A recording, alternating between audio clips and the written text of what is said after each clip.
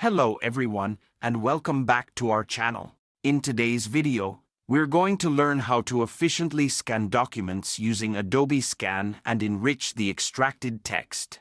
So, let's get started. The tool we'll be using is Adobe Scan.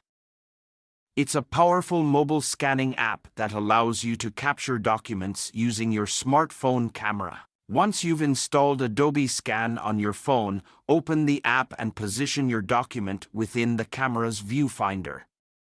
Make sure the lighting is adequate for clear scanning.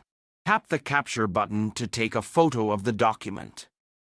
Adobe Scan will automatically detect the edges of the document and enhance the image quality. After capturing the document, you can manually adjust the corners or crop the image if needed. Once you're satisfied, tap the Save button. Adobe Scan will prompt you to save the scanned document as a PDF. Choose a name and location for the file, and it will be saved to your device. Don't forget to give it a thumbs up and subscribe to our channel for more useful content.